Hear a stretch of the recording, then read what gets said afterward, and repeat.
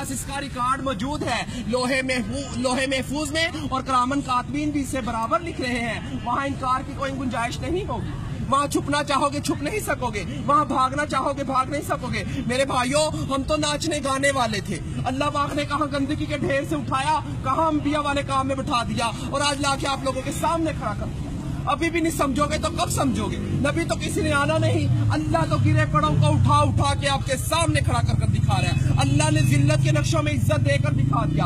हमें तो जायज नजायज, पाकी न पाकी, हराम हलाल की पहचान ही नहीं थी। हम लोग तो समंदरों के अंदर थे, आप लोग तो किनारे पे खड़े हो। हम तो अंधेरों में थे, आप लोग तो रोशनी में खड़े हो। हम तो बेअकल थे, आप तो अकल वाले हो। मगर अल्लाह पाक बेअकलों को अकल दे दे के भेज रहा है। अभी भी नहीं समझेंगे तो कब समझेंगे? अल्लाह कहेगा मैंने उल्मा भेजे, दीन के दाई भेजे, मुफ्ती भेजे, कारी भेजे, हत्ता के नाचने गाने वालों को भी हदायत दे के आपके सामने खड़ा कर दिया था। और वो भी यही कह रहे थे, लोगों अल्लाह की तरफ आ जाओ। वहाँ कोई उज़र चलने वाला नहीं, अल्लाह दुनिया में सारे उज़र पूरे किए जा रहे हैं। अगर आप लोग दीन का काम मकसद बनाकर नहीं करेंगे तो अल्लाह हम जैसों से दीन का काम लेगा। अल्लाह किसी का मोहताज नहीं है, हम सब अल्लाह के मोहताज हैं। अबरा के लश्कर को अल्लाह पाक ने परिंदों के जरिए, अबाबील के जरिए हलाक किया और बैतुल्लाह शरीफ की हिफाजत फरमाकर दिखाई।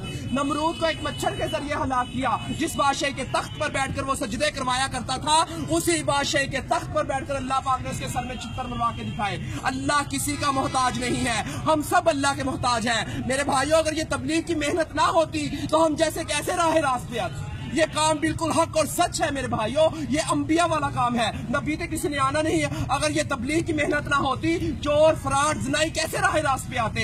ये वही मेहनत है मेरे भाइयों, इस मेहनत ने हमारे ऊपर करम कर दिया। अल्लाह हमारे बुजुर्ग दीन की हिफाजत फरमाए, जो ये कलमा लेकर हम तक पहुंचे। हम तो अल्लाह के हुक्मों को तोड़ रहे थे, नबी करीम सल्लल्लाहु अलैहि वसल्लम के तरीकों को छोड़ रहे थे। कहाँ से जन्नत के हकदार? जन्नत का हकदार वो है जो अल्लाह के अहकामात और नबी करीम सल्लल्लाहु अलैहि वसल्लम के तरीकों पर जिंदगी गुजारेगा। तो मेरे भाइयों, अब किसी नबी ने नहीं आना, खत्मे नबूवत के सदके ये काम मेरे और आप सब लोगों के जिम्मे है कि हम कलमा गो वाले बन जाए, ला इलाहा इल्लल्लाह मुहम्मद रसूलुल्लाह की दावत देने वाले बन जाए।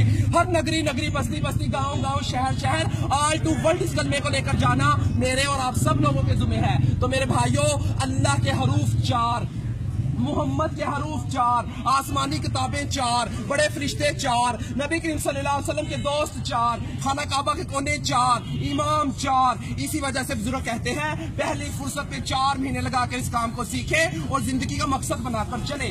सीखने के लिए 4 महीने, करने के लिए पूरी जिंदगी, फिरने के लिए पूरी दुनिया। तो मेरे भाइयों, सीखते सीखते करना है और करते करते मरना है। तो मेरे भाई, ये दुनिया हमारा इम्तिहान है, इबादत हमारी पहचान है और दावत इल्लल्लाह हमारा काम है। हम तो इस काम को करने के लिए मौत तक इरादा करते हैं। माशाअल्लाह, आप सबका इरादा नहीं इंशाअल्लाह।